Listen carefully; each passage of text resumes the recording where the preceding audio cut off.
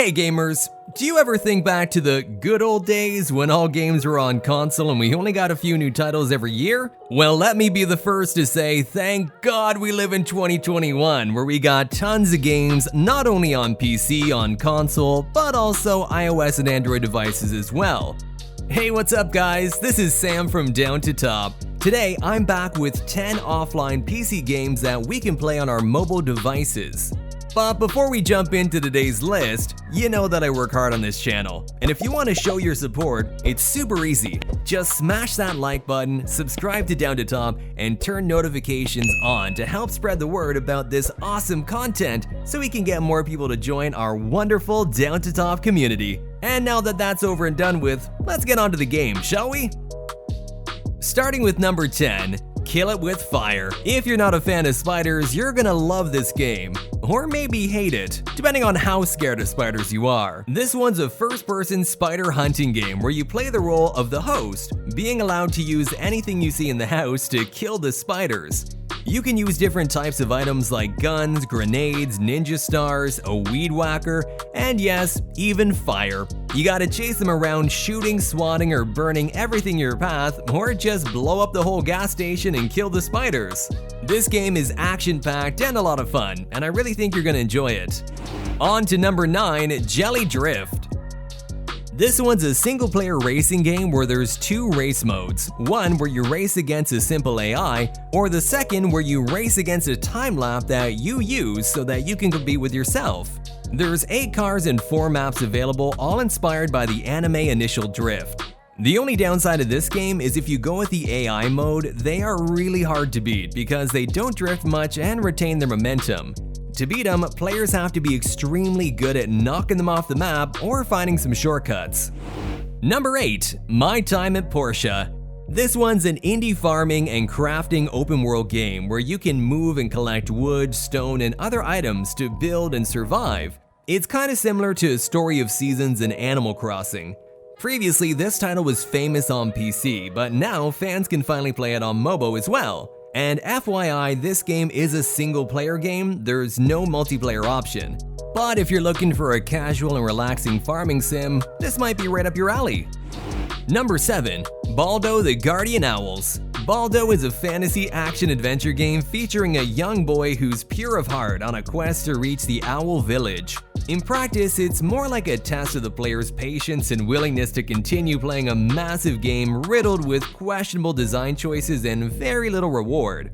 As you explore the overworld and solve the intricate puzzling dungeons, you discover new towns, fight ferocious foes, locate hidden temples, and collect magical objects and weapons.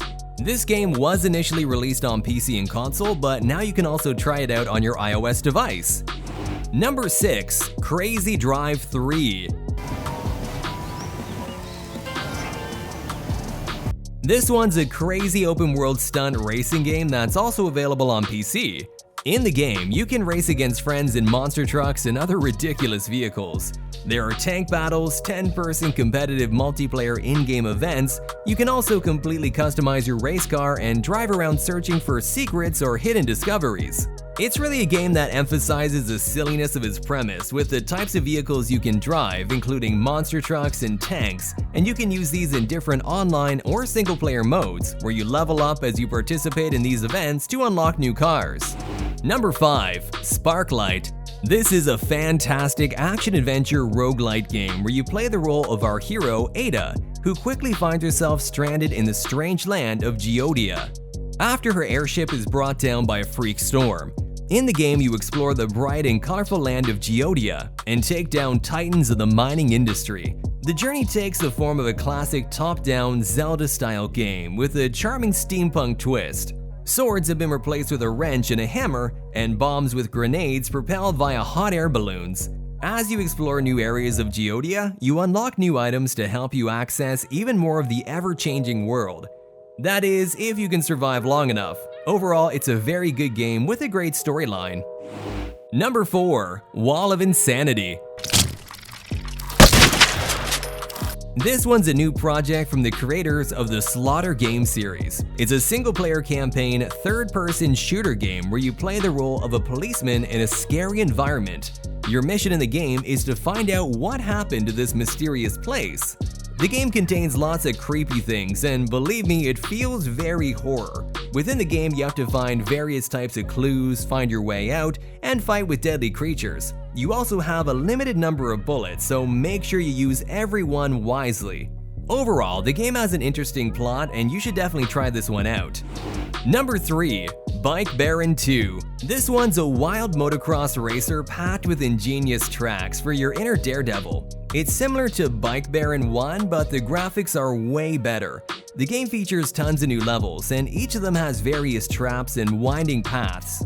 The physics in the game are really cool too. It has some great crashes and mega explosions. You can navigate monster jumps and hazardous contraptions, mixing platformer and puzzle elements to a spectacular effect.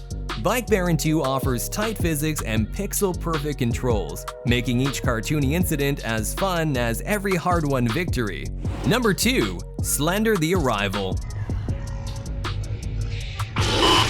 Blue Isle Studios have just released its first-person survivor horror cult hit Slender the Arrival to mobile devices.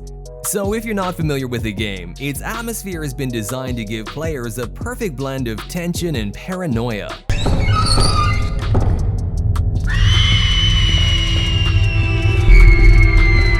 You'll find yourself in the dark and menacing world of sensory deprivation and witness a horrifying story filled with haunting visions and audio cues that are bound to give you the jitters.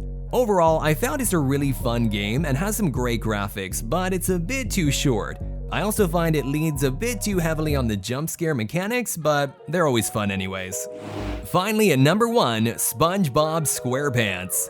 This one's a platformer game that hit console and PC back in 2020, but is also now available for mobile devices. Naturally, this game is based on the Nickelodeon animated series SpongeBob SquarePants. The game itself is a remake of the 2003 release SpongeBob SquarePants Battle for Bikini Bottom, with enhanced visuals and the addition of previously cut content and more. The core gameplay involves collecting items and defeating the robots which have attacked Bikini Bottom, and also you have to avoid environmental hazards like spikes and flames.